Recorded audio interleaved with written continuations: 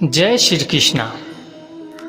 5000 साल पहले भगवान श्री कृष्ण ने मनुष्य की बर्बादी के 3 कारण बताए थे। इस वीडियो में हम कहानी के माध्यम से हम आपको वह 3 कारण बताएंगे। चलिए देखते हैं वह कौन से 3 कारण है जिन्हें करके व्यक्ति बर्बाद हो जाता है।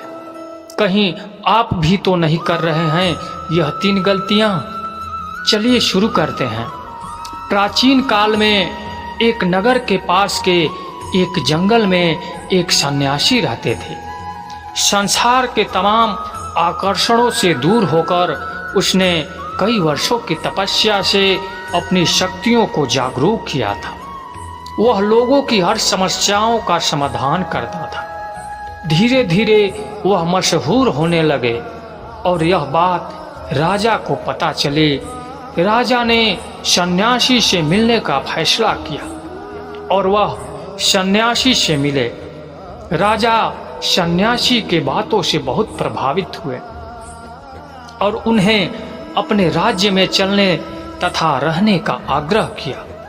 सन्यासी मान गए और राजा के साथ उनके महल में रहने लगे। कुछ साल तक सन्यासी वही रहे। एक दिन राजा और रानी को पड़ोस के राज्य में जाना पड़ा। उन्होंने एक नौकर को सन्यासी की भोजन आदि की जिम्मेदारी देकर निकल गए। एक दिन नौकर बीमार पड़ गया और आया ही नहीं। सन्यासी को खाना खिलाने वाला कोई नहीं था। वह इंतजार करता रहा और अंततः हुआ गुस्से में लाल हो गया। तभी राजा और रानी वापस आए। सन्यासी ने राजा को बहुत डांट फटकार लगाई और कहा, तुम मेरी जिम्मेदारी नहीं उठा सकते थे तो क्यों मुझे लेकर आए? कुछ दिनों बाद मामला शांत हो गया। कुछ दिन बाद राजा को फिर से पड़ोस के राज्य में जाना पड़ गया। इस बार राजा ने अकेले जाने का फैसला किया और रानी को कड़े निर्देशों के साथ सन्यासी की सेवा करने के लिए रख दिया। रानी रोज सन्यासी को समय पर खाना भेज देती थी। एक दिन रानी खाना भेजना भूल गई और वह नहाने चली गई और सन्यासी को खाना नहीं मिला। तो सन्यासी ने काफी देर के बाद महल में जाने का फैसला किया। सन्यासी महल में गया और उसकी नज़र रानी पर पड़ी। रानी की सुंदरता सन्यासी के मन में घर कर गए। रानी के अद्भुत रूप को देखकर सन्यासी उसे भुला नहीं पा रहा था। उसने खाना पीना छोड़ दिया और ऐसे पड़ा रहा। कुछ दिन बाद राजा लौटे और सन्यासी से मिलने पहुंचे। राजा ने कहा, क्या बात है, आप बहुत कमजोर हो गए हैं।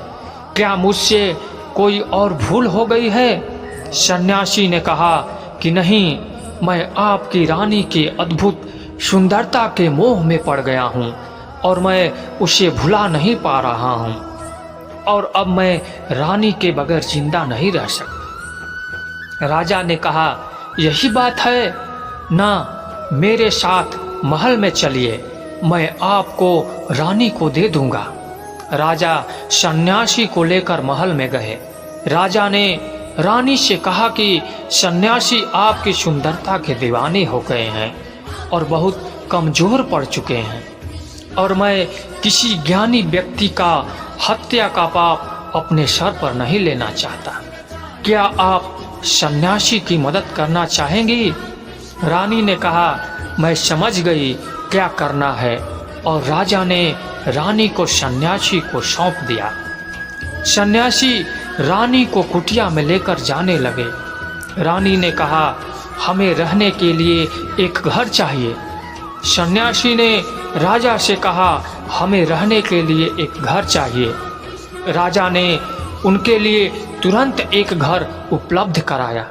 सन्यासी रानी को लेकर घर गया।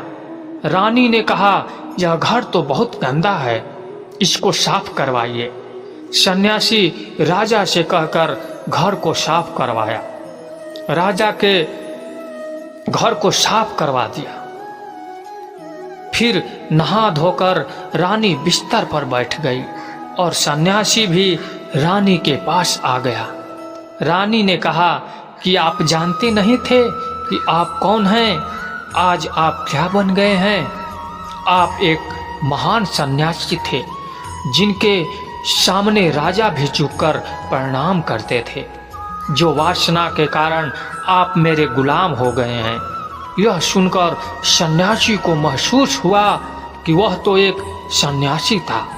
सारी सुख सुविधाओं को छोड़कर शांति की तलाश में जंगलों में चला गया था। फिर सन्यासी ने राजा को बुलाया और रानी को उनको सौंप दिया और कहा, हे राजन, आज मैं आपको मनुष्य के बर्बादी के जो 3 कारण बताऊंगा, जिनका यदि व्यक्ति पालन ना करे तो मनुष्य सबसे सुखी रहेगा और व्यक्ति बर्बाद नहीं होगा।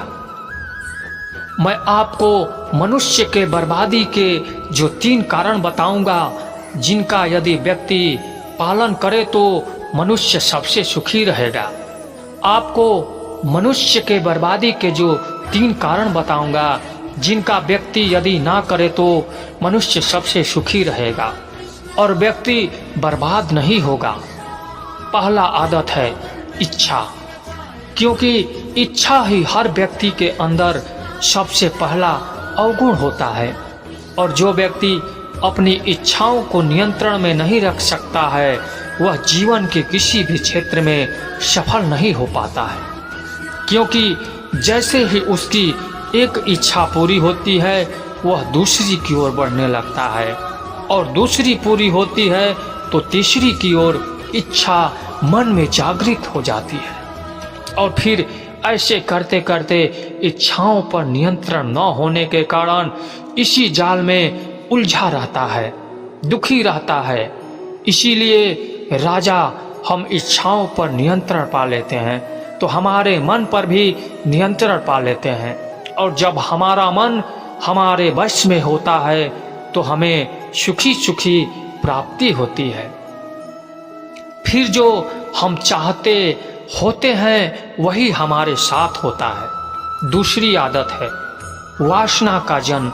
हमारे मन में उठने वाली इच्छाओं से होता है।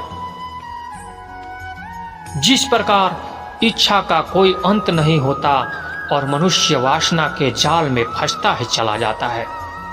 वासना के वशीभूत होकर मनुष्य को कुछ भी नजर नहीं आता है।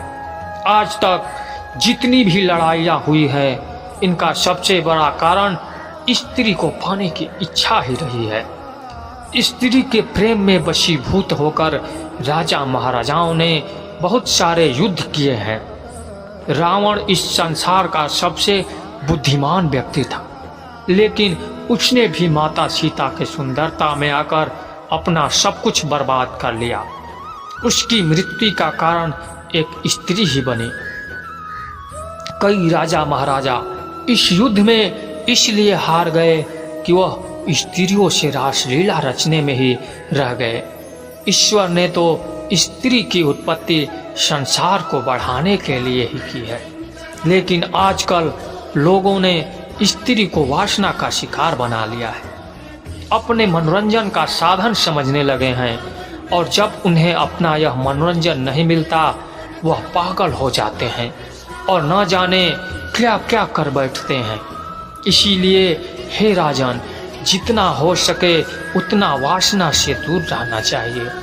तीसरी आदत है क्रोध, क्योंकि जब मनुष्य की वासना की पूर्ति नहीं होती है तो उसके अंदर क्रोध उत्पन्न हो जाता है और जब व्यक्ति को क्रोध आता है तो उसे उस पर नियंत्रण नहीं होता है और वह क्रोध में आकर कई गलत निर्णय ले लेता है। वह दूसरों को भला बुरा कह देता है, गालियां देता है और जब उनका क्रोध शांत होता है तो फिर उन्हें अपनी गलती का एहसास हो जाता है। लेकिन तब तक तो साथ सब कुछ बर्बाद हो जाता है। क्रोध के कारण मनुष्य के कई बने बने काम बिगड़ जाते हैं। जब मनुष्य के भीतर क्रोध उत्पन्न होता है तो अंदर से बहुत कमज़ोर हो जाता है और एक कमज़ोर मनुष्य कुछ भी नहीं कर पाता है, उसे कभी भी सफलता हासिल नहीं हो सकती है। क्रोध हमारे भीतर तनाव को उत्पन्न करता है और एक बार हम जब तनाव में चले गए तो हमारा पूरा जीवन बर्बाद हो जाता है।